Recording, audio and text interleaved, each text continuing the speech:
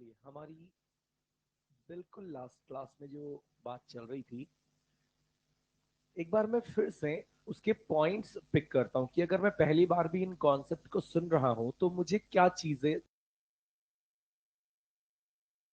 सवाल पर कीजिएगा।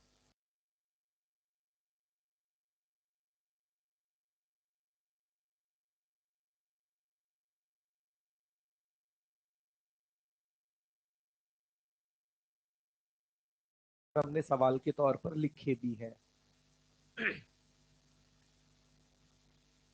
कि उधर कुछ एक बक्सा रखा है, रस्सी से मैं इधर से खींच रहा हूं और बक्से और मेरे नीचे कोई घर्षण बल नहीं है।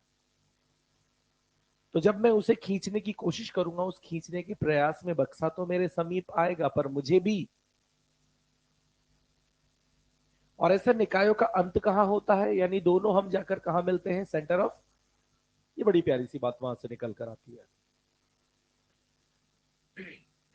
बिल्कुल उसी तरीके से यहां पर अगर दो द्रव्यमान रखे हैं, दोनों सिर्फ एक दूसरे के ही आकर्षण बल से चलना शुरू करते हैं, तो वो भी उसी तरीके का निकाय बनाते हैं। और वो निकाय भी कहां आकर मिलता है? सेंटर ऑफ मास पर।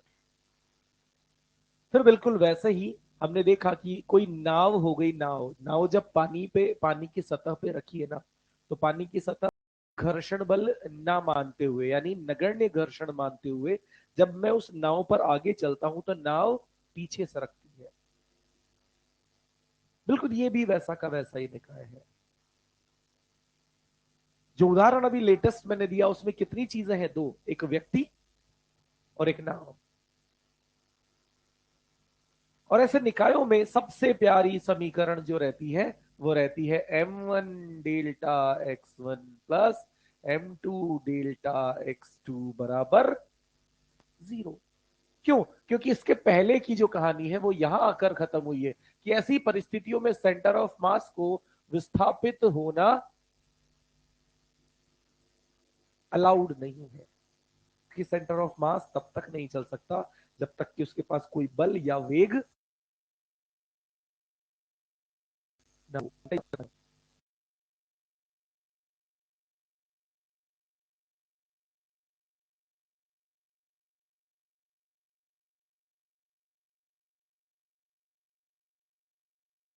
छोटे एम द्रव्यमान का इसका द्रव्यमान कैपिटल है।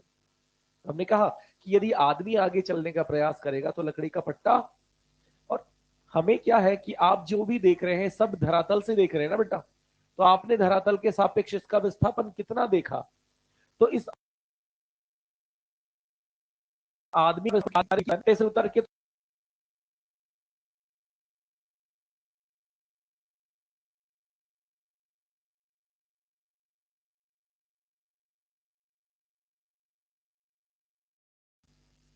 और हमने क्या लिखा कि कैपिटल एम द्रव्यमान पट्टा कितना विस्थापित हुआ बेटे?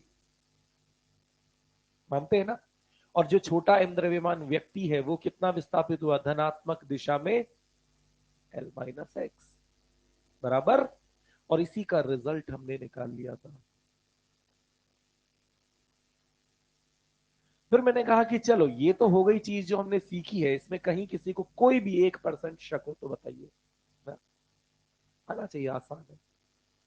फिर इसके बाद मैंने कहा कि चलो अब इससे भी तगड़े सवाल आएंगे, तो अब हम एक जनरलाइज ट्रिक बनाते हैं। ट्रिक, उस ट्रिक में मैंने कहा कि जब भी उस नीचे रखे लकड़ी के पट्टे का या नाव का विस्थापन अगर मुझे ज्ञात करना होगा, प्लैंक या बोट का विद रेस्पेक्ट टू ग्राउंड, जो विस्थापन x है, ये अगर मुझे ज्ञात करना होगा तो ये x सीधा ज्ञात करने का तरीका ये है कि ऊपर जितनी भी वस्तुएं हैं, प्रत्येक वस्तु को, जैसे m1 वस्तु है तो उसको उसके विस्थापन से गुणा कर देंगे, पर जो ये विस्थापन होंगे अब किसके सापेक्ष होंगे? प्लैंक या बोट के सापेक्ष।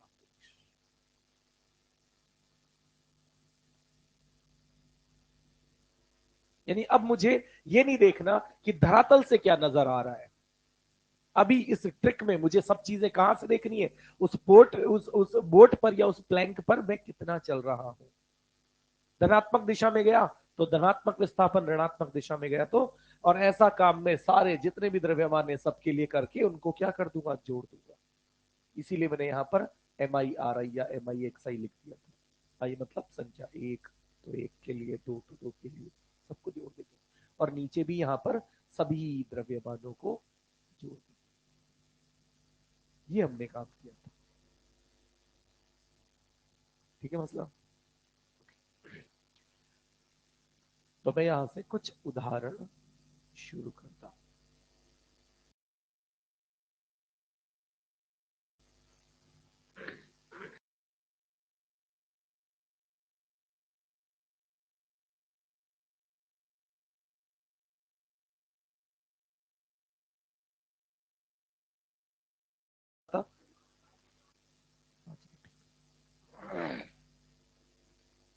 ध्यान से देखना, इधर देखना।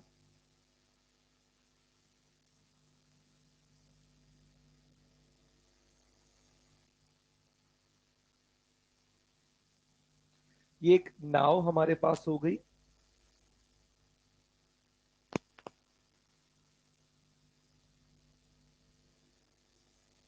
ये लंबाई 12 मीटर है नाव की,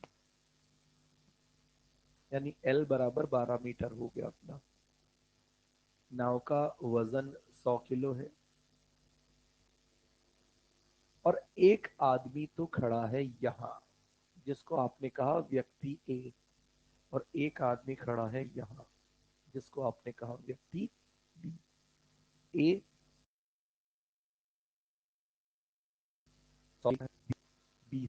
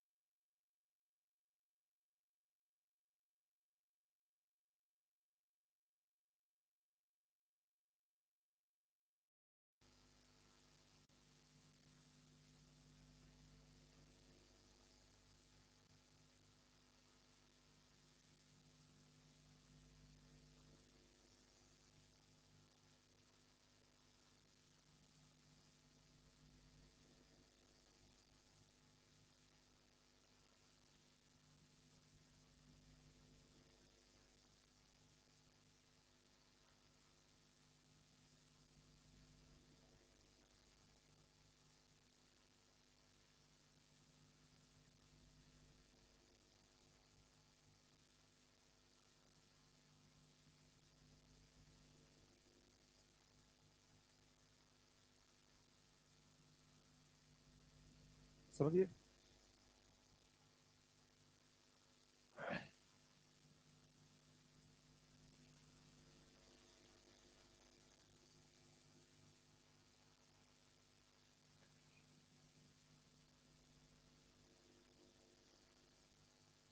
你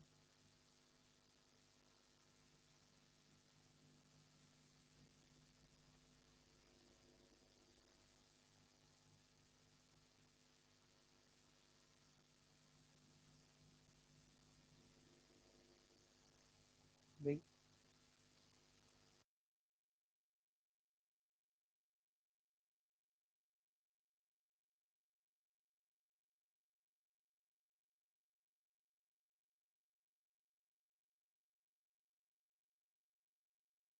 अभी दोबारा सॉल्व करेंगे।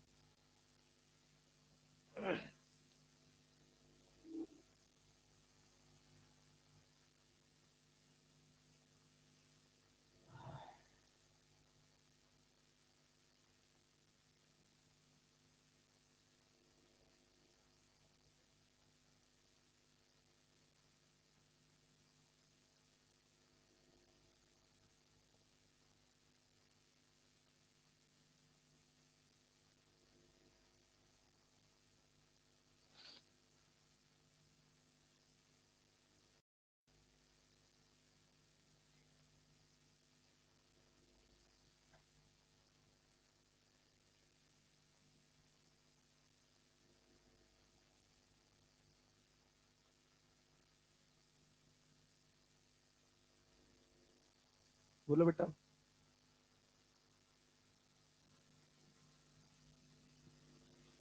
3.6। 3.6 किधर?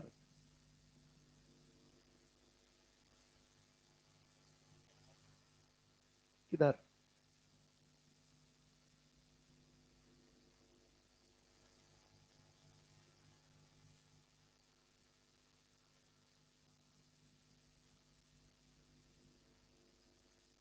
उधर, क्योंकि उस तरफ, क्योंकि सुनना, डेरिवेशन किया था पता है, डेरिवेशन में अपन क्या मानते थे कि इधर वाली दिशा और इधर वाली दिशा, तो नेगेटिव मानकर हम उस एक्स को सॉल्व करते थे ना, नेगेटिव मानकर सॉल्व करते थे, और उसके हिसाब से हमारा जो एक्स का मान आता था वो क्या आ जाता था, यानी इतना, किस तरफ, पीछे। यानी जब जब आपका एक्स क्या है, इस फॉर्मूले से जब जब आपका एक्स क्या है, पॉजिटिव, इसका मतलब, और इस फॉर्मूले से जब जब आपका एक्स क्या है, नेगेटिव, मतलब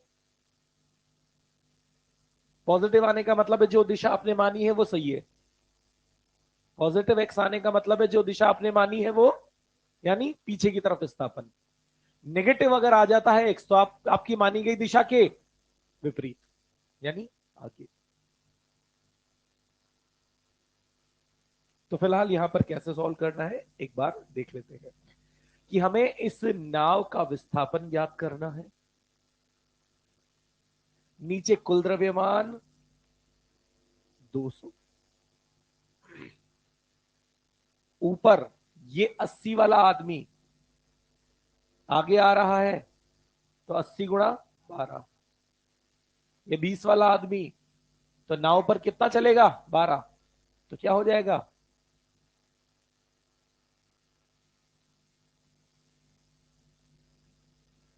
तो 60 गुणा 12 720 बटे 200,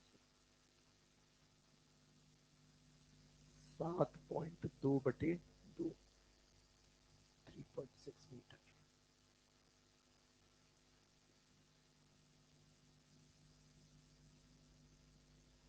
20 नहीं आएगा, 7.2 है पॉइंट।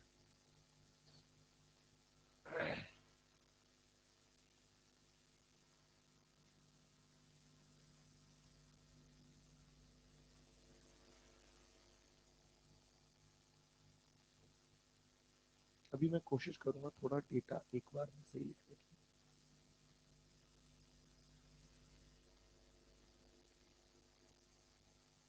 नाव, स्मूथ सतह, 2 मीटर की नाव,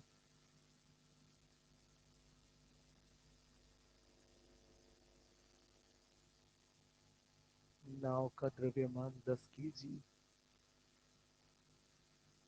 ये नाव का सिरा ए, ये नाव का सिरा बी, एक आदमी यहाँ खड़ा हुआ है 80 किलो, दूसरा आदमी यहाँ खड़ा हुआ है 50 किलो।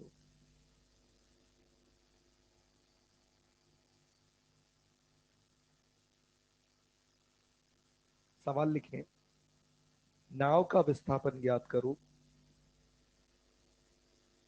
नाव का विस्थापन ज्ञात करो,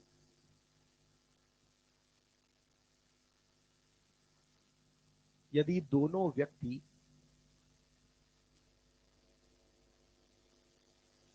नाव के मध्य बिंदु पर मिलना चाहते हो।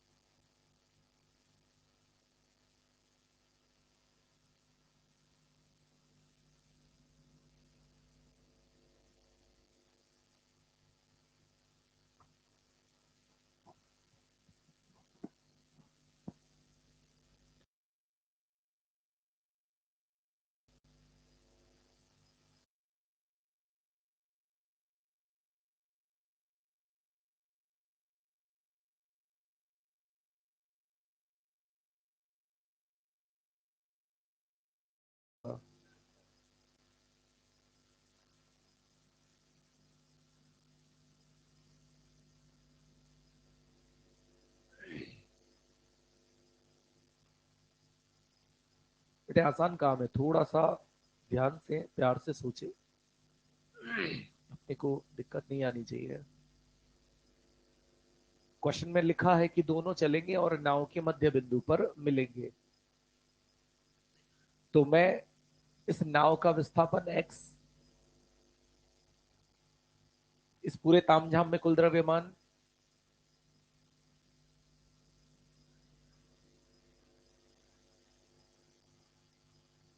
नाव का नाव के सापेक्ष विस्थापन तो कुछ होगा ही नहीं, दोनों आदमियों की बात कर रहा हूं, ये भी कहां आना चाहता है यहां, और ये भी इसका 80 गुणा 1, और इसका -50 गुणा 1।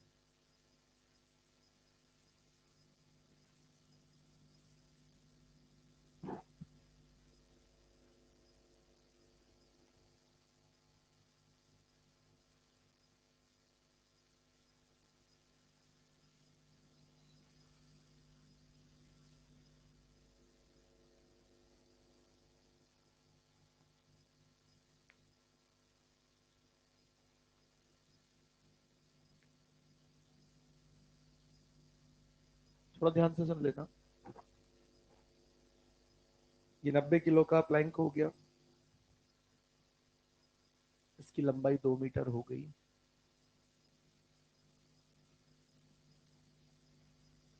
ये व्यक्ति ए, बी, सी। ए 40 kg का, बी 50 kg का, और सी 60 kg का।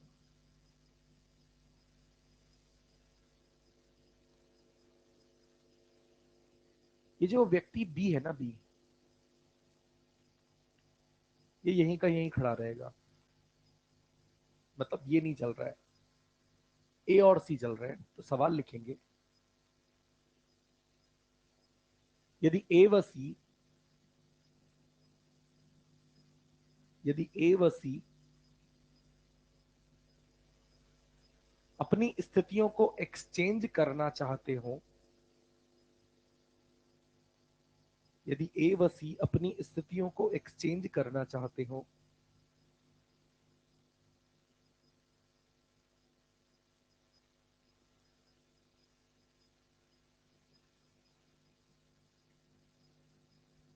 एवं बी नाव पर स्थिर खड़ा हो, एवं बी नाव पर स्थिर खड़ा हो,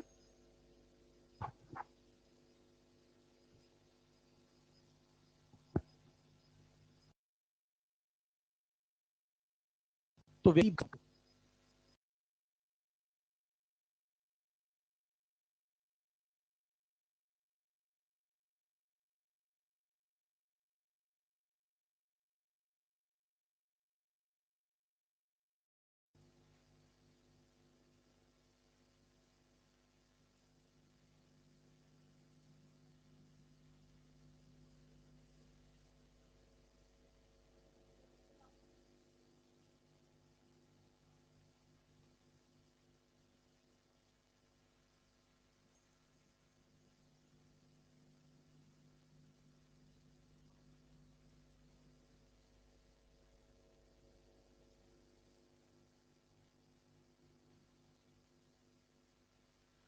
आपको शायद समझ में आ गया होगा कि व्यक्ति बी का विस्थापन ज्ञात करना है, पर व्यक्ति बी तो नाव पर चुपचाप खड़ा है, यानी जितना नाव का उतना ही उस व्यक्ति का भी विस्थापन होगा।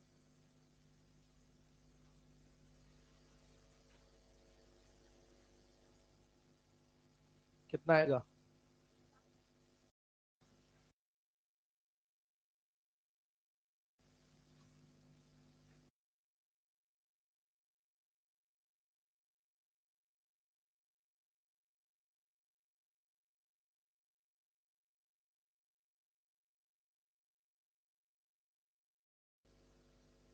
नहीं, ये इस तरीके से जो एक्स निकालते हैं, ये वास्तव में किसका विस्थापन आता है? पर नाव पर बी आदमी चुपचाप खड़ा है कि नहीं? तो जितनी नाव विस्थापित होगी उतना ही बी भी विस्थापित होता धरातल से नजर आएगा। तो ये मुद्दा, तो यहां से इसको सॉल्व कर लेंगे तो कितना आ जाएगा? माइनस ऊपर कितना हो गया ये?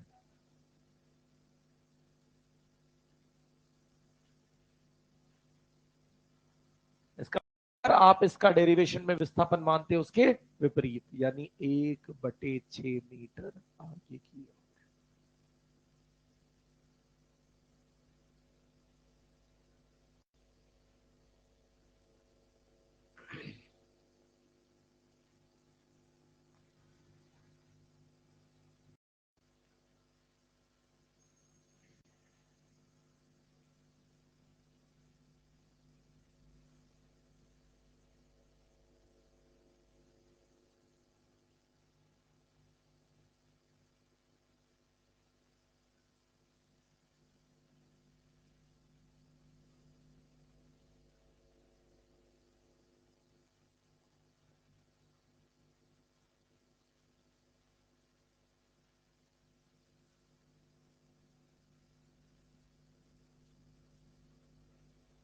क्वेश्चन लिखो।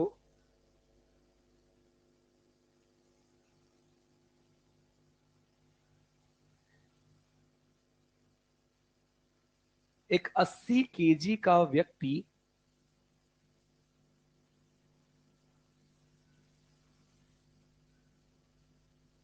40 केजी के पट्टे पर खड़ा हुआ है।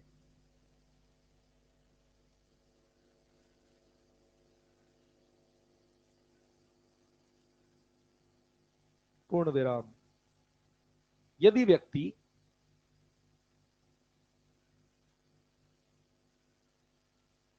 पट्टे के सापेक्ष, यानी उस पट्टे पर चल रहा है व्यक्ति, यदि व्यक्ति पट्टे के सापेक्ष या पट्टे पर भी अपन लिख सकते हैं, उत्तर दिशा में 6 मीटर चलता है,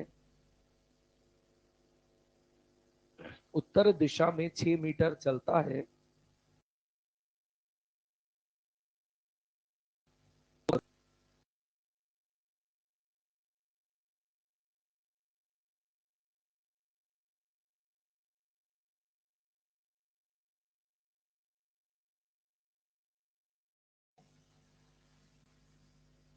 नंबर 2, व्यक्ति का धरातल के सापेक्ष विस्थापन।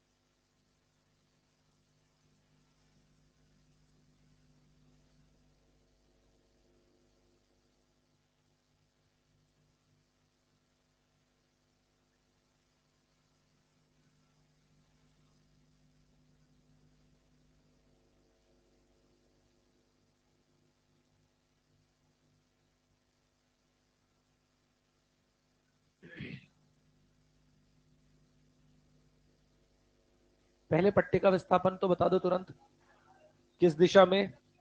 दक्षिण, साउथ। अब बताओ, आदमी का धरातल के सापेक्ष विस्थापन किधर? दो किधर? आगे कौन? पक्का?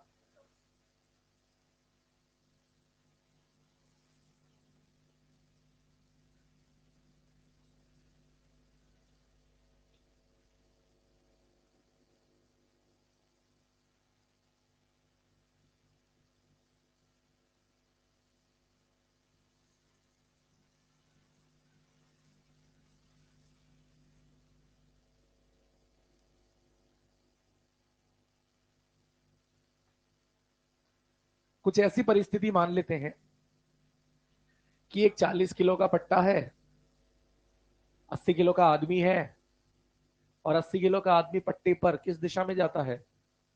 तो मैं मान लेता हूं कि इस दिशा को मैं क्या लिख देता हूं बेटे, नॉर्थ। तो अपने आप ये पीछे वाली दिशा क्या हो जाएगी? कोई गलती नहीं है इसमें, बढ़िया। फिर इसके बाद हमने क्या कहा कि ये 80 किलो का आदमी इस दिशा में चलता है, नॉर्थ में। तो हमें पता है पट्टे को हम डेरिवेशन में किधर चलता मानते हैं? साउथ में। और उसी विस्थापन एक्स को ज्ञात करने के लिए क्या लिखते हैं? आदमी का पट्टे के सापेक्ष विस्थापन 80 गुणा +6, हाँ कि ना? और यहां पर कुल द्रव्यमान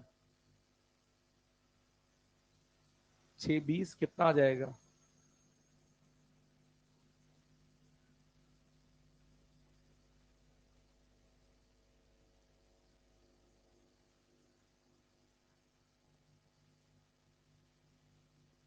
सही बात। अब ध्यान से सुनना, इसने आगे चलने की कोशिश कितनी करी?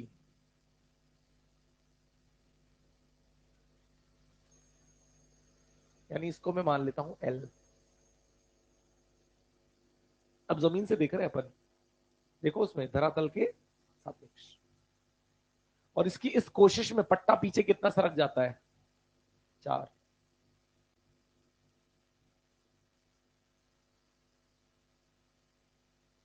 यहां से यहां चलने की कोशिश कितनी करी बेटा? 6। पट्टे पर पट्टे पर उस चलने की कोशिश में ये पट्टा पीछे कितना सरक गया? तो इस 6 मीटर की कोशिश में 4 पीछे सरक गया, तो ये 2 मीटर किस तरफ? उत्तर दिशा में। यानी जैसा अपन ने शुरुआत के सवाल में किया था ना, L-X, ये वही है कि ग्राउंड से देखने पर ये L-X विस्थापित हुआ होगा। और L-X में से L बड़ा है कि X बड़ा है? L। इसीलिए उत्तर दिशा में। अगर X बड़ा होता तो साउथ में चला जाता। आपका आंसर आ जाएगा 2 metre with respect to ground, उत्तर में।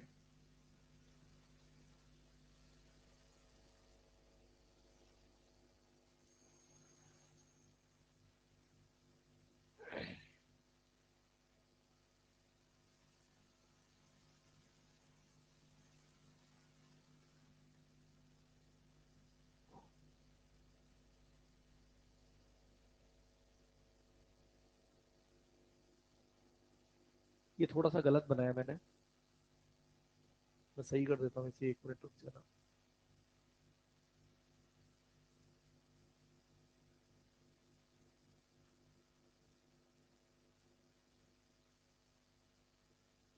यहां से यहां तक की ये दूरी L है, पीछे सरक गया, तो ये वाला बिंदु जो है वो यहां आ गया होगा। यानी ये वाली लंबाई है कुल L, ये वाली लंबाई भी थी L। पीछे कितना सरक गया? 4। तो ये वाला कितना बचेगा? L-4। और L-4 की वैल्यू है 2 मीटर, क्योंकि L बराबर है 6 मीटर।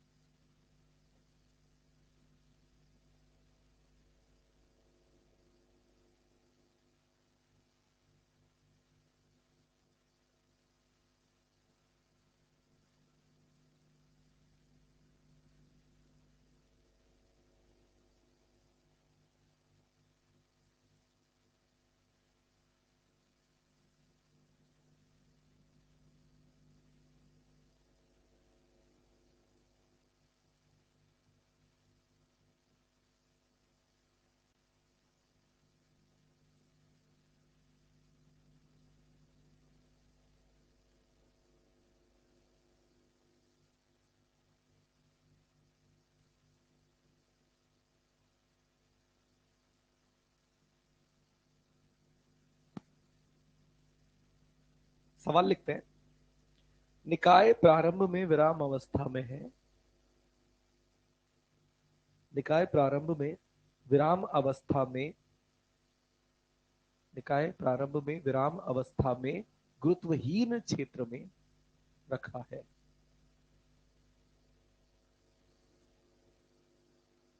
गुरुत्वहीन क्षेत्र में रखा है।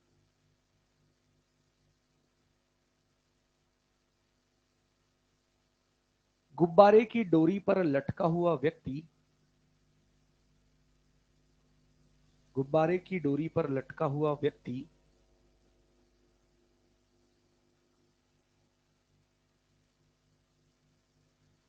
चलना प्रारंभ करता है।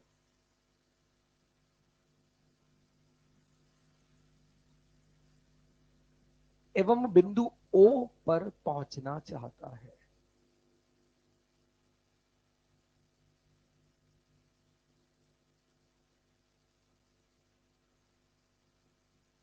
तो गुब्बारे का विस्थापन ज्ञात करो।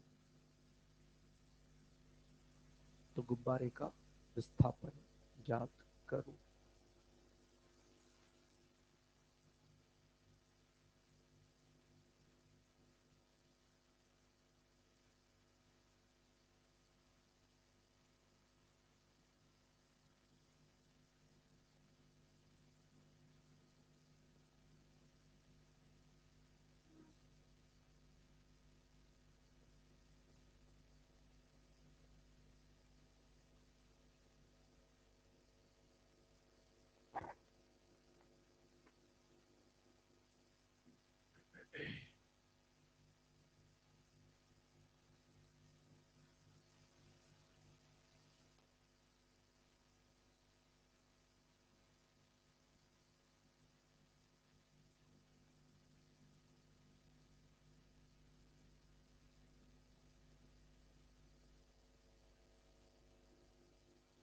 कितना आएगा बेटा?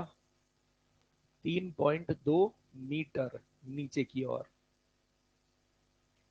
ये बिल्कुल वैसी स्थिति है भले गुब्बारा दिखने में अलग दिखाई दे सकता है, पर यूं मानो ना कि जैसे जैसे आदमी ऊपर चढ़ने की कोशिश करेगा, गुब्बारा, क्योंकि निकाय पर बाह्य बल जीरो है, जैसे प्लैंक पर इस पट्टे पर आदमी आगे जाता था तो पट्टा, बिल्कुल वैसे ही ये आदमी ऊपर चढ़ेगा और ये नीचे आएगा, और जहां भी मिलेंगे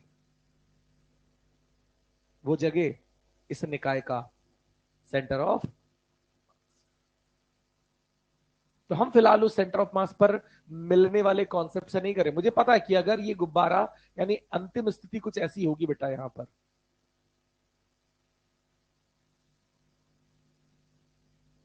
आके ना, और जहां भी मिलेंगे वो बिंदु क्या होगा, और हमें ये गुब्बारे का विस्थापन ज्ञात करना है। पर अपन इस कॉन्सेप्ट से नहीं कर रहे, अपना अलग कॉन्सेप्ट है, उसी से कर रहे हैं। जो फॉर्मूला, जो ट्रिक हमने सीखी है, हमने देखा है कि अगर मुझे गुब्बारे का विस्थापन ज्ञात करना है, गुब्बारा किसकी तरह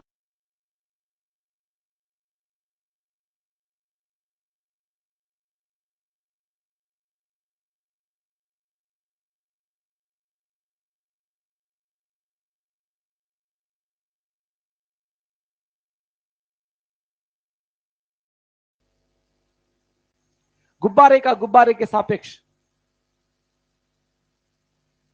और कुल द्रव्यमान 50। ठीक है बात?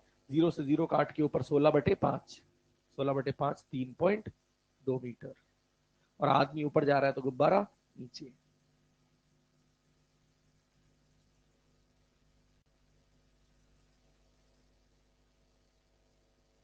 बोलिए बेटा।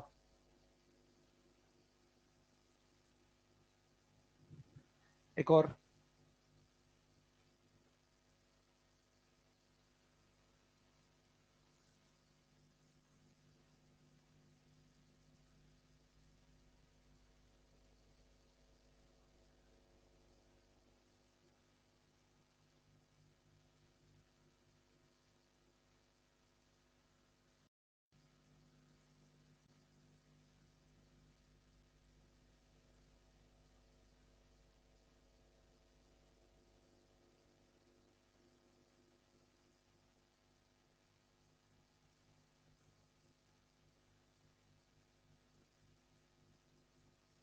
सवाल लिखेंगे।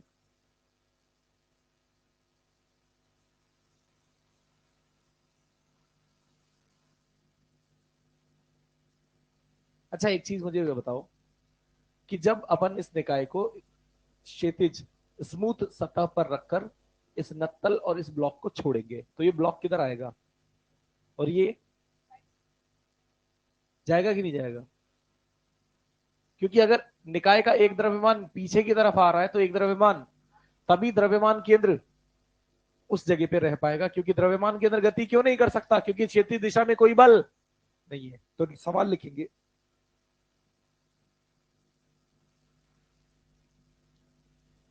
स्मॉल एम द्रव्यमान को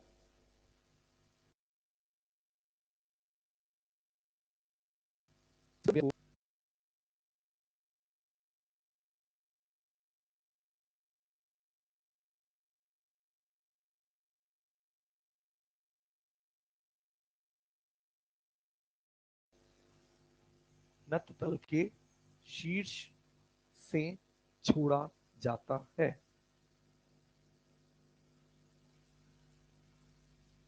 जब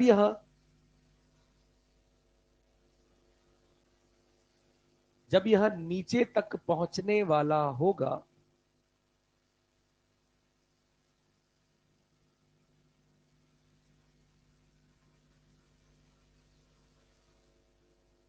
तो नत तल का विस्थापन ज्ञात करो।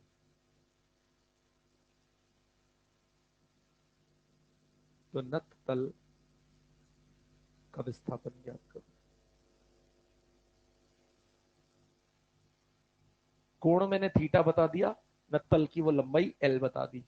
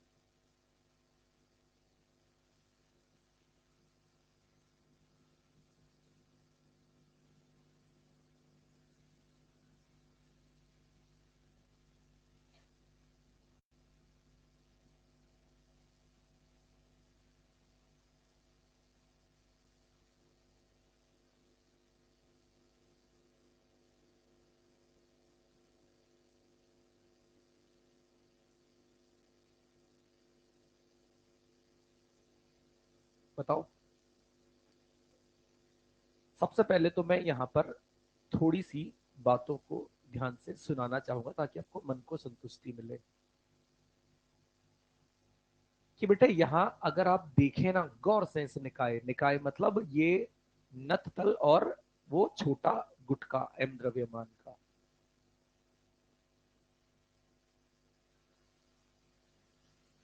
और आप देखेंगे कि इस नत तल पर रखे उस गुटके पर बाह्य बल है, कुल बाह्य बल है mg, जो इसे किधर ला रहा है? नीचे।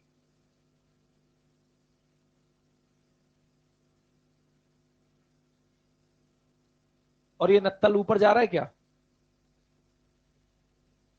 तो नत्तल तो जिस तल पर रखा है वही है, पर ऊपर रखा वो द्रव्यमान किधर आ रहा है?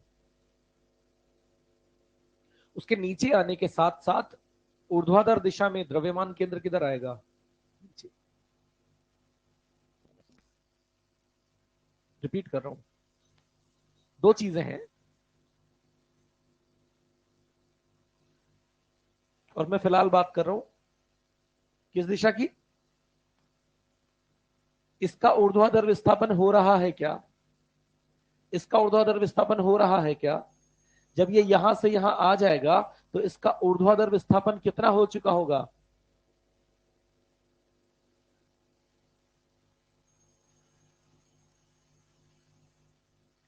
यानी द्रव्यमान केंद्र नीचे की ओर गति करेगा कि नहीं करेगा? करेगा।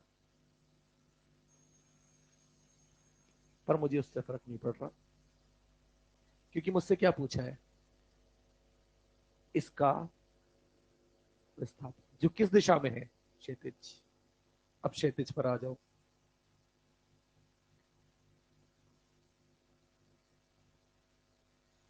इस क्षैतिज दिशा में इस पूरे निकाय पर कोई बाह्य बल है कि नहीं है? क्योंकि सतह स्मूथ है तो इसको क्षैतिज दिशा में कोई रोकने टोकने वाला बल,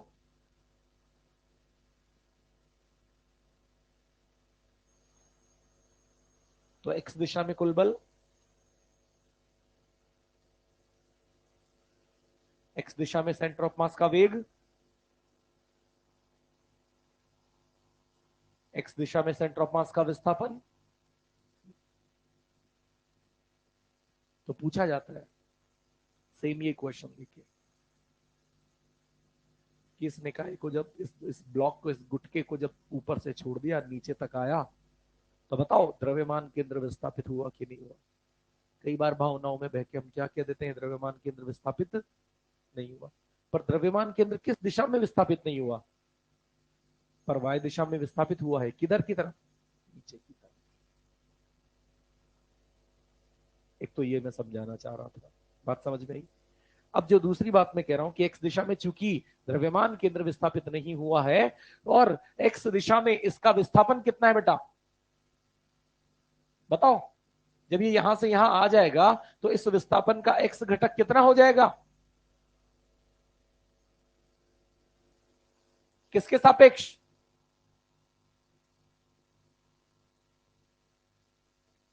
नत तल के सापेक्ष। और जो हमारा फॉर्मूला होता है ना, फॉर्मूला एक्स, वो यही मांगता है। क्या मांगता है? ब्लॉक एम, नत्तल के सापेक्ष उसका विस्थापन। कौन सा विस्थापन? क्षैतिज। कितना? Minus L cos theta upon,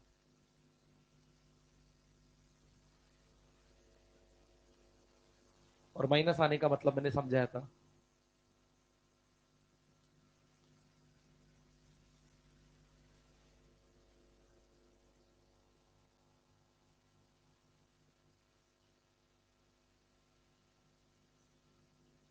ठीक है।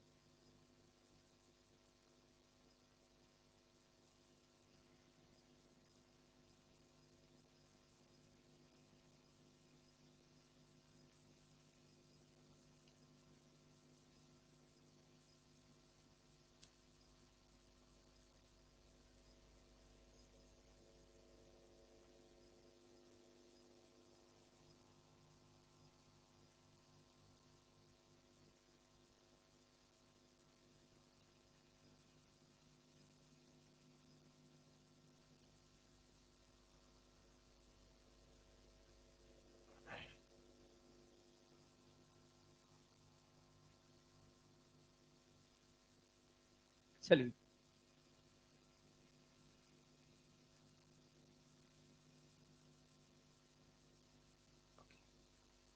यहां पर अभी इस सवाल में क्या बातें कही गई है कि कहीं एक किनारा है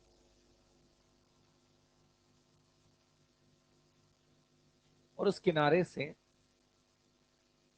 इस तरीके से एक नाव, और नाव के यहां पर कहीं पर एक 80 किलो का आदमी खड़ा हुआ है। इस आदमी ने देखा कि मेरी फिलहाल उस किनारे से दूरी कितनी है, नाव का वजन आदमी का वजन दे रखा है। अब इसने क्या कहा कि मैं नाव पर 8 मीटर आगे चलूंगा। ठीक है, तो आप लिखेंगे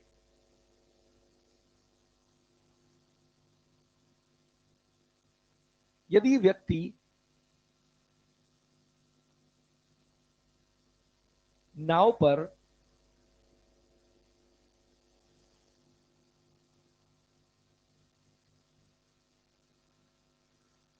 8 मीटर किनारे की ओर चलता है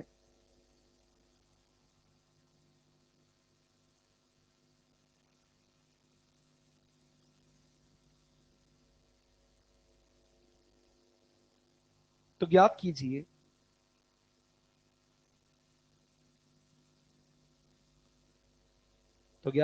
अब उसकी किनारे से दूरी कितनी होगी। तो अब उसकी किनारे से दूरी कितनी होगी।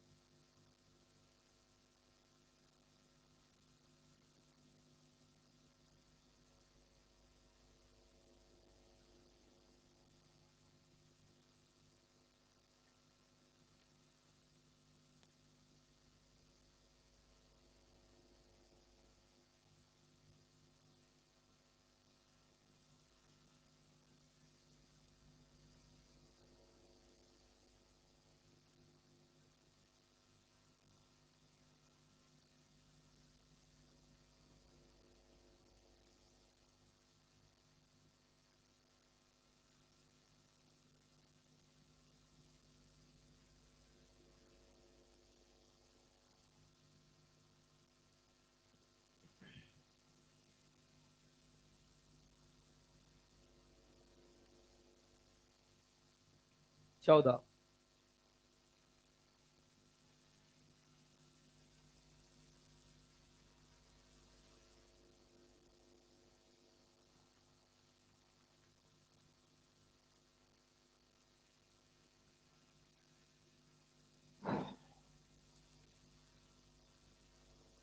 क्या किया जाए, पहले पहले ये देख लिया जाए कि जब ये आदमी नाव पर 8 मीटर चलता है तो नाव कितना विस्थापित होती है ना। तो देख लेते हैं आदमी किधर जाएगा, नाव किधर विस्थापित होगी, कितनी। तो हम उस x का मान निकाल लेते हैं। कैसे निकालेंगे, 80 गुणा बटे 300।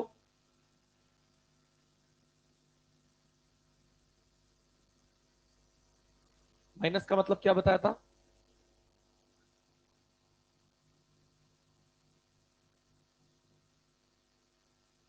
अब समझा। आप जमीन से देख रहे हैं, पहले तो ये देखो कि ये आदमी आगे कितना गया, 8। फिर देखो कि नाव पीछे कितनी गई, तो आदमी वास्तव में आगे कितना गया, 6। यानी जहां आदमी खड़ा है वहां से आपके नजरिए से ये कितना आगे जा पाएगा, 6। अभी किनारे से कितना दूर है,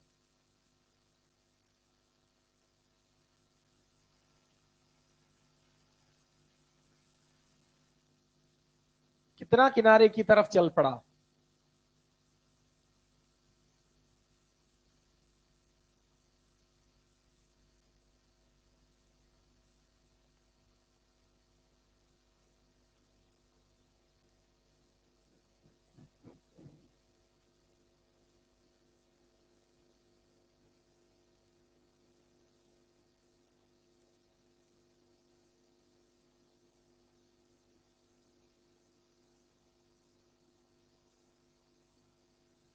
ये इसका मैक्सिमम लेवल है ऐसे सवालों का। इससे ज्यादा आपको टॉर्चर नहीं किया जा सकता, है ना। मतलब अपन ने जो क्वेश्चन किए ना, ये लेवल के हिसाब से किए कि अपन प्रारंभिक स्तर से ये यहाँ टॉप तक आ चुके हैं, इसके बाद इससे ज्यादा इसमें जटिलताएं नहीं दी जाती है। ठीक है, बात को आगे बढ़ाता हूं मैं, और हेडिंग लिखते हैं अगली।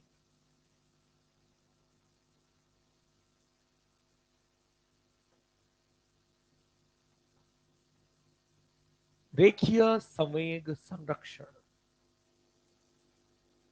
रेखीय संवेग संरक्षण।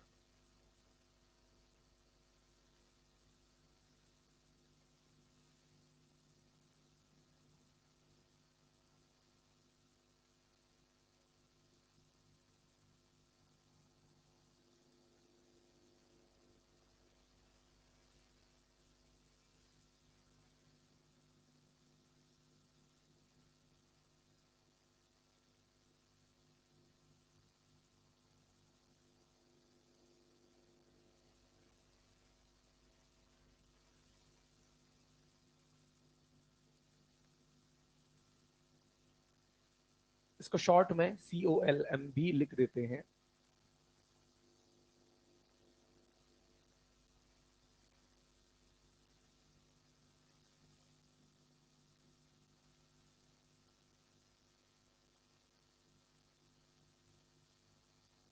और शायद आपको आइडिया होगा कि समय कब संरक्षित रहेगा किसी भी निकाय का। किसी भी निकाय का समय कब संरक्षित रहेगा? जब उस निकाय पर लग रहा नेट फोर्स 0 होगा। न्यूटन का द्वितीय नियम।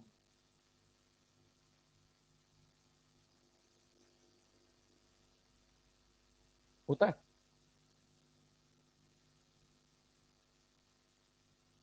सेंटर ऑफ मास ने हमें क्या सिखाया कि अगर अपन निकाय पर नेट फोर्स की बात करेंगे तो सभी कणों के समस्त संवेगों का योग मुझे करना पड़ेगा। किया था ना, P1 सदिश प्लस P2 सदिश प्लस P3 सदिश, और उन सबको क्या लिख दिया था? P नेट, निकाय का कुल संवेग।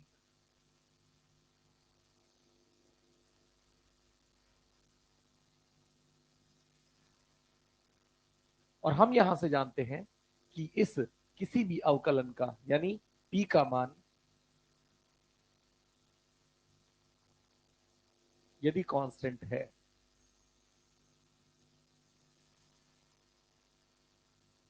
तो किसी कांस्टेंट का अवकलन 0।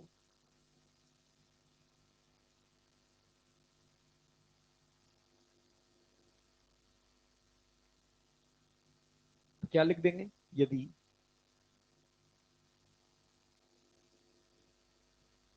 निकाय पर कुल बाह्य बल शून्य होंगी तो उस निकाय का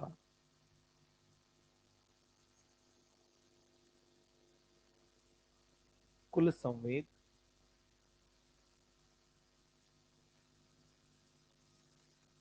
संरक्षित रहेगा। और सुनना बात को, और सुनना बात को, कुछ सवाल हमारे पास ऐसे आएंगे कि जैसे एक बम को ऐसा फेंक दिया,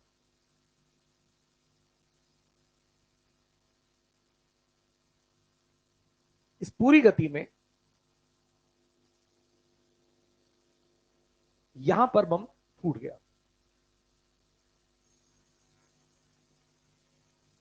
और आप जानते हैं कि इस गति में कौन सा बल लग रहा है? गुरुत्वीय बल लग रहा है। पर इस बम के फूटने की स्थिति में मैं क्या करता हूं? बम के फूटने के ठीक पहले और बम के फूटने के ठीक बाद के संवेग को संरक्षित कर देता हूं। करना नहीं चाहिए ना, क्योंकि बम पर गुरुत्वीय बल है कि नहीं? संवेग संरक्षित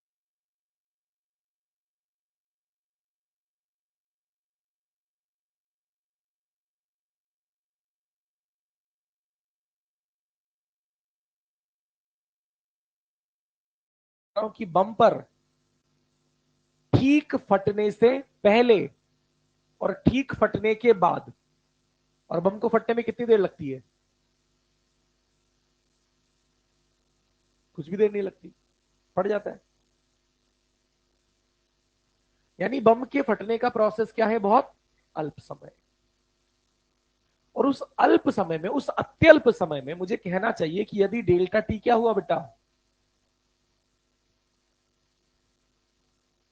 तो उस अत्यल्प समय में उस बम में, उसके संवेग में, गुरुत्वीय बल के कारण संवेग में परिवर्तन क्या होगा? नगण्य। हाँ कि ना? तो अगर मैं किसी चीज में, मैं ये नहीं पूछ रहा कि फेंके जाने से धरातल पर आने में संवेग में परिवर्तन कितना है, क्योंकि फेंके जाने से धरातल पर आने में लगा समय तो, और ज्यादा समय है तो संवेग ज्यादा होगा, तो मैं उसे नगण्य। मैं क्या बात करना चाह रहा हूं कि बम था हवा में, और फटने के ठीक पहले और फटने के ठीक बाद में मैं संवेग के बारे में चर्चा करना चाहता हूं। तो क्या मेरा चर्चा का विषय सही है? क्या उस अत्यल्प समय में गुरुत्व के कारण होने वाला संवेग में परिवर्तन नगण्य माना जा सकता है? तो अगर ऐसा है तो यहां पर अपन इसको भी क्या लिख सकते हैं? यानी हम डेल्टा पी को 0 लिख देंगे। हम लिख देंगे पी फाइनल बराबर टी इनिशियल।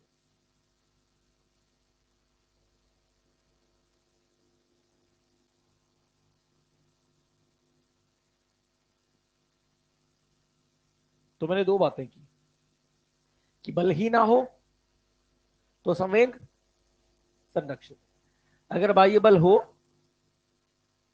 पर बहुत अल्प अंतराल के अंदर अपन उस बाह्य बल के कारण होने वाले संवेग में परिवर्तन की बात करेंगे, तो अत्यल्प अंतराल होने के कारण ये बल, अच्छा इसमें एक चीज और होनी चाहिए, ये बल कैसा हो?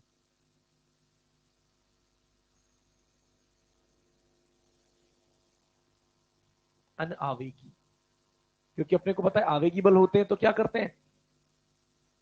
अबे मुर्गों और मुर्गियों, अगर आवेगी बल होते तो क्या करते बेटा? अल्प समय में ही ढेर सारा संवेग परिवर्तित कर देते हैं। ये बात किसके लिए कहना चाह रहे हैं हम? अनावेगी बल जो धीरे धीरे धीरे संवेग में परिवर्तन लाते हैं। तो अगर अनावेगी बल है और अत्यल्प समय के लिए वो कार्यरत है, तो उस अत्यल्प अंतराल में संवेग में हुआ परिवर्तन नगण्य होगा, और उस स्थिति में भी हम संवेग संरक्षित कर देते हैं। और ये बात मैं विशेषकर किस स्थिति के लिए कह रहा हूं? बम वाली स्थिति के लिए, है ना? तो आप ये नोट करें, मैं इसके लिए लिखवा भी दूंगा साथ में। आप एक काम करना, इसके ठीक पहले 3 लाइन छोड़ देना, ताकि वो पहले लिखेंगे तो ज्यादा बढ़िया लगेगा। क्या हुआ? लिख लिया?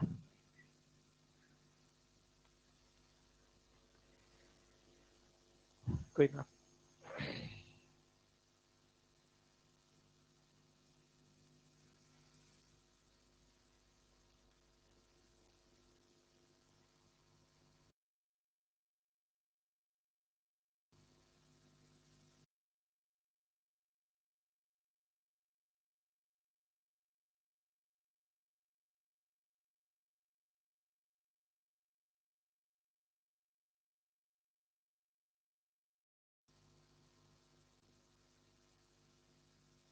इसके लिए लिख रहे हैं अपन, लिखेंगे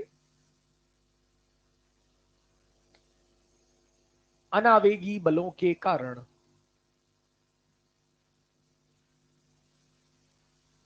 कोई गांव का आएगा क्या लिखने के लिए?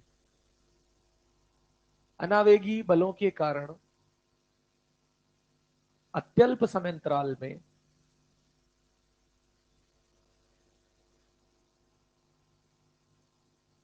अत्यल्प समय अंतराल में संवेग में परिवर्तन, संवेग में परिवर्तन नगण्य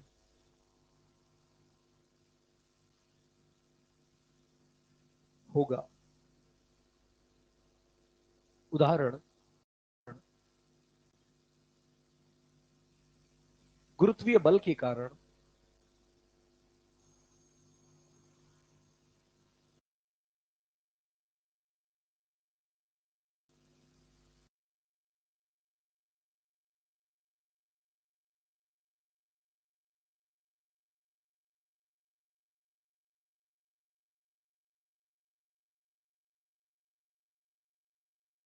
ठीक पहले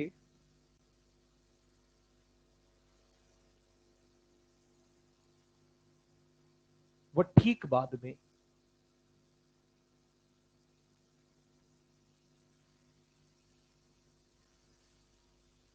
संवेग संरक्षित,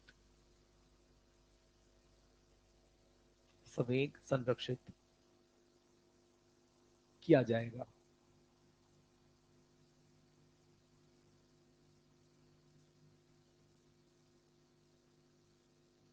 अब संवेग संरक्षण के यूजेस कहां कहां पर है, उसका सबसे पहले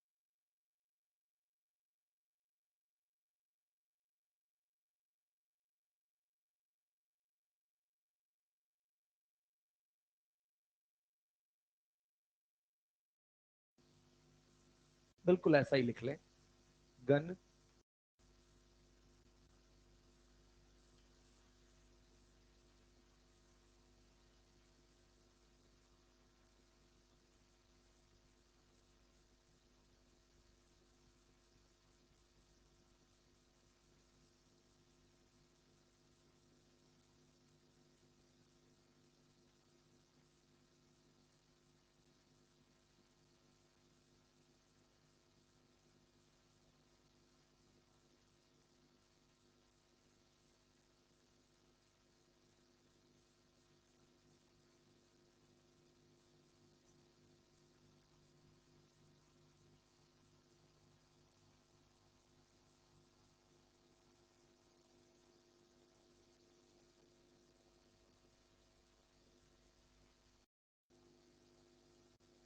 लगा। फिर हाथ से क्या किया आपने? लगा? नहीं लगा? लगा कि नहीं लगा? नहीं लगा। तो मोहनलाल साबित कर, बहुत गोलियां चलाता है पिक्चर में तू। बता भाई, ये बल लगा कि नहीं लगा, और समझा इन नादानों को।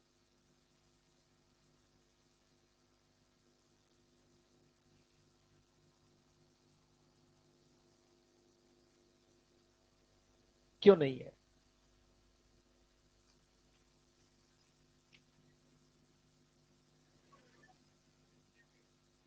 वाह। क्यों? रख पे।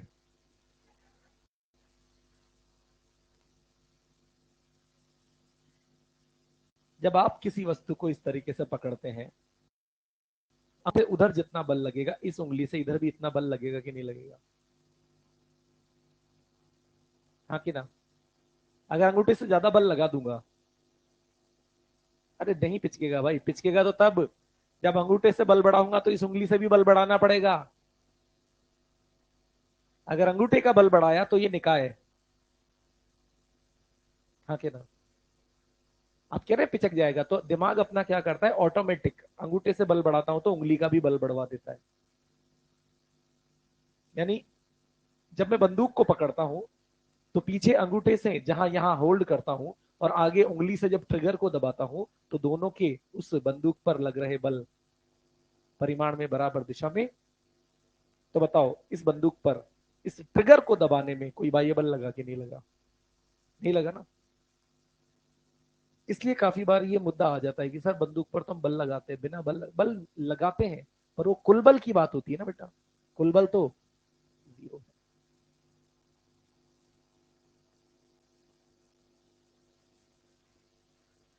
अब कुल बल जीरो है, जो कुछ भी होगा वो आंतरिक बलों के कारण होगा।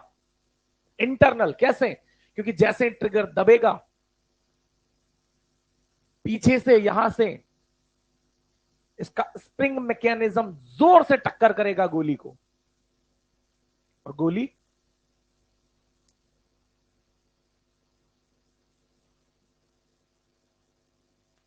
जिसके यहां पर बारूद भरा होता है, जब यहां पीछे से टक्कर होती है, तो जोरदार उस टक्कर से ये बारूद और ये गोली इसके भी अंदर होती है बेटे, और ये इसको खोल को फाड़ते हुए आगे निकल जाती है। और बंदूक में से वो खोल कवर बाहर निकलता है। आपने देखा ना, गोलियां चलती है तो बंदूक के यहां से वो क्या गिरते रहते हैं, कवर। ये पूरी गोली नहीं जाती, इसके अंदर का बारूद भी नहीं जाता, बारूद वहीं फट जाता है हाथ में। इसलिए जब बंदूक अंधेरे में चलती है ना, तो आग चिंगारियां निकलती दिखती है। अरे हाँ भैया।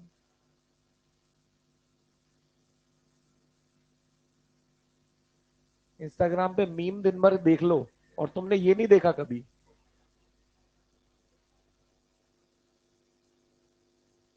वो तो बड़े जोर से चिल्लाते हो, लाल है।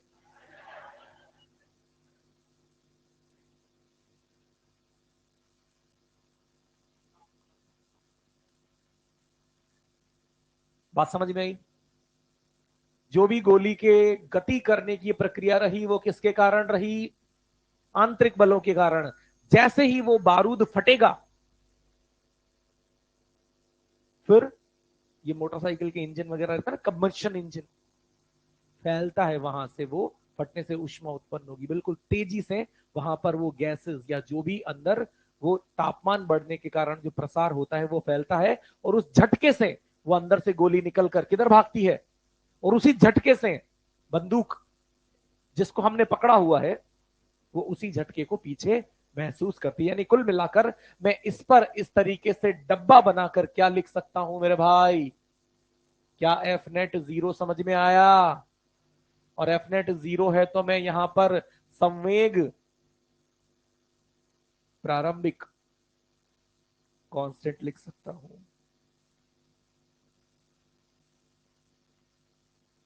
प्रारंभिक नहीं,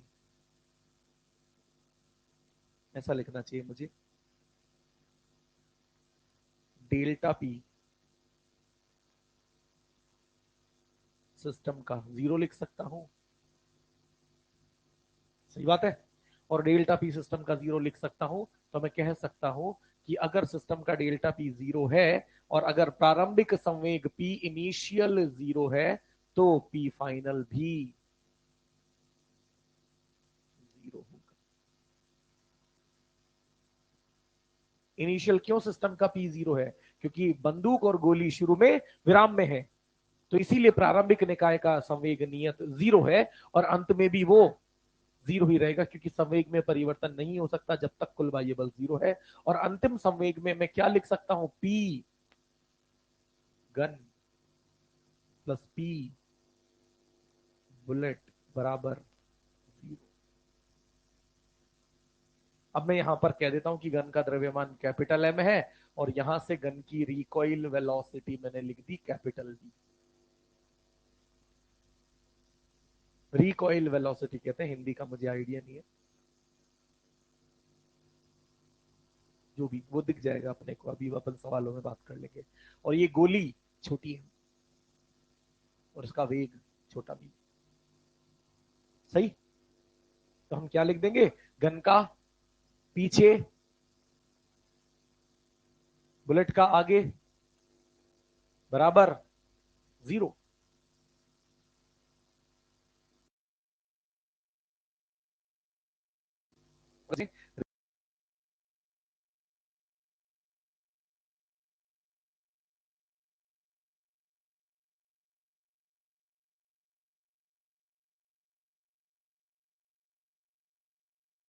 हूं, तो क्या ये ऐसा होगा? अरे दोनों संवेग परिमाण में तो बराबर है ना, ऐसा लिख सकता हूं। तो अगर मैं यहां से कहता हूं काइनेटिक एनर्जी गन बटे काइनेटिक एनर्जी बुलेट, अगर मैं ये अनुपात मुझसे पूछ लिया जाता है, तो मैं क्या अप्लाई करूंगा? P square by two m. P square by, तो गन का पी स्क्वायर बटे टू एम। सही लिख रहा हूं बड़ा? गन की बात करें ना, और बुलेट के लिए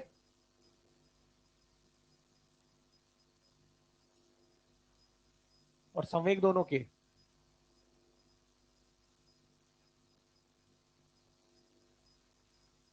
तो गतिज ऊर्जाओं का अगर अनुपात पूछा जाए, तो द्रव्यमानों के व्युत्क्रम के बराबर होगा। इसीलिए अपने को पता लगता है कि गोली तो बहुत तेजी से जाती है और गन बहुत गोली की रफ्तार से कम वेग से। मान लो गोली गई 500 मीटर प्रति सेकंड से, तो बंदूक का द्रव्यमान जितना ज्यादा होगा, मान लो यहां गोली बंदूक 5 किलो की है और गोली 5 ग्राम की है, तो कितने गुना हल्की है बंदूक? गोली कितनी 1000 गुना हल्की है ना, तो उसका जो गतिज ऊर्जा होगी वो भी 1000 गुना कम होगी। इसीलिए झटका तो लगता है हमें, पर कम लगता है। और जितना भारी बंदूक होगी उतना ही झटका कम लगेगा। सही बात है। चलिए इसे लिखिए यहां पे।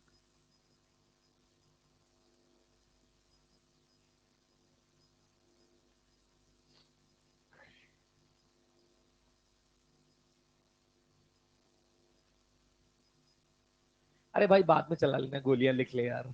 वो चलाने लगा गोलियां, मर जाएंगे एक आध दो आगे बैठे।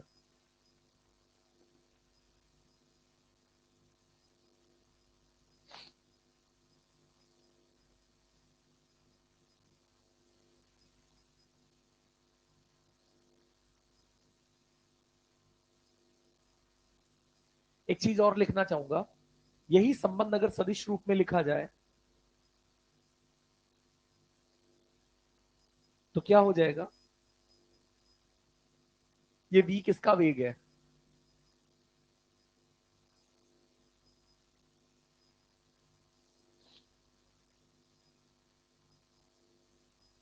तो यहां माइनस का चिन्ह आना चाहिए, नहीं आना चाहिए? क्योंकि दोनों वेग विपरीत है।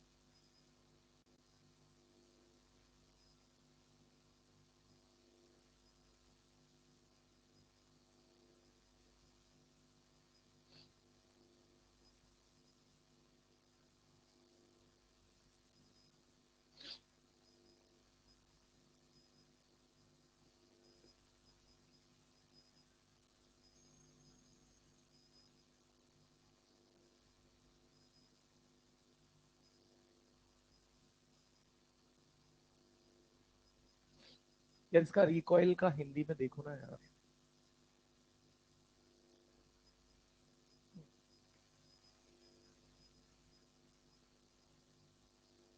देखो कोई समझदार प्राणी, मॉड्यूल में किसी सवाल में लिखा होगा कहीं ना कहीं।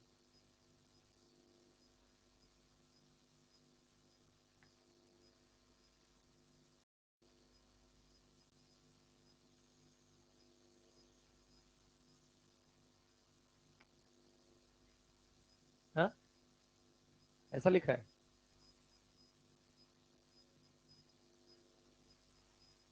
मैंने कहा तो था ना कोई समझदार प्राणी देखो।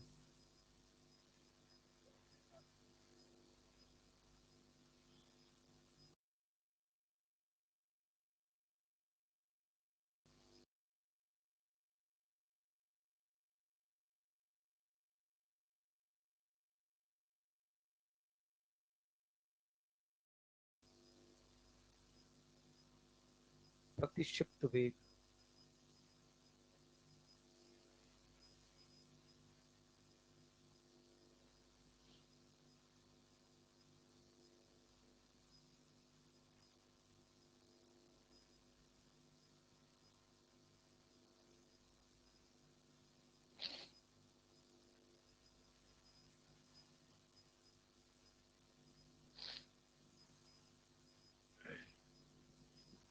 चलिए तो सवाल लिख लेते हैं फटाफट से। एक सवाल है, लिख लेते हैं फटाफट से।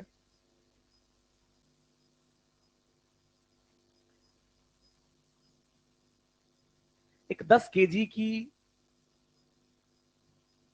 एक 10 केजी की बंदूक से एक 10 केजी की बंदूक से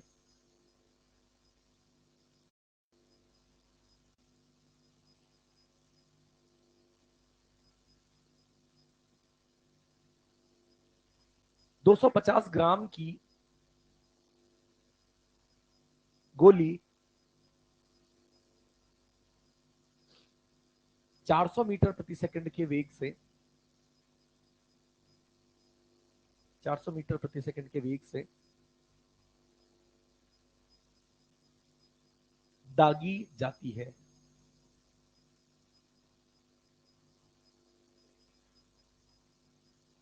तो बंदूक का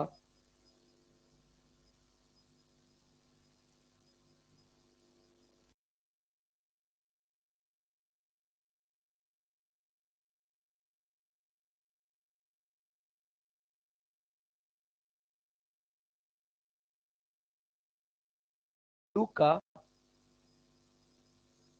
रिकॉइल वेलोसिटी ज्ञात करो।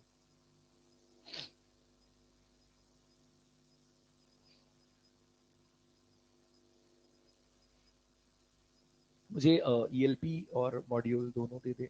ईएलपी है मेरे पास, मॉड्यूल निकाल लें आप। ईएलपी 3 तक तो समेट लिया था ना अपन ने।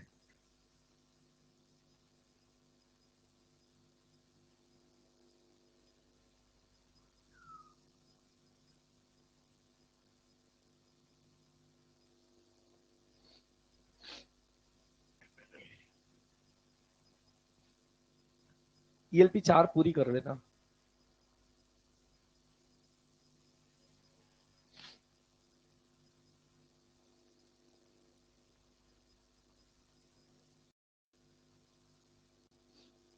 ईएलपी 4 निपटा लेना पूरी। मॉड्यूल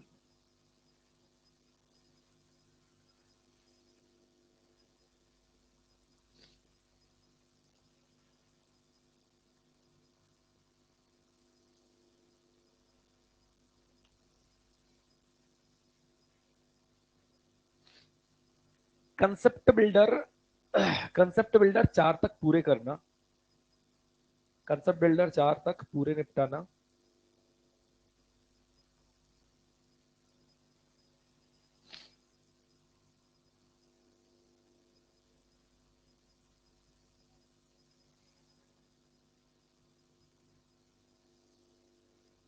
और इधर एक्सरसाइज 1 में 19-20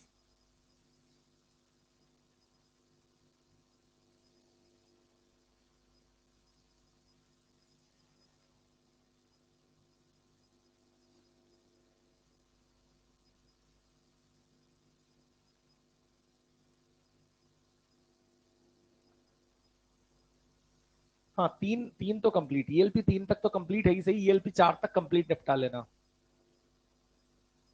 और concept builder 4, ELP 4, concept builder 4। इसका आंसर कितना आ जाएगा बेटा? 10 या -10 बोल सकते हैं अपन, कि जिस दिशा में गोली को चलाया गया है उस गोली की दिशा के विपरीत, तो -10 मीटर पर सेकंड। ऑप्शन में 10 हो तो 10 के अनुसार भी हम आंसर दे सकते हैं। हो जाएगा। सिर्फ यही फॉर्मूला लगाना है ना बेटा। Thank you.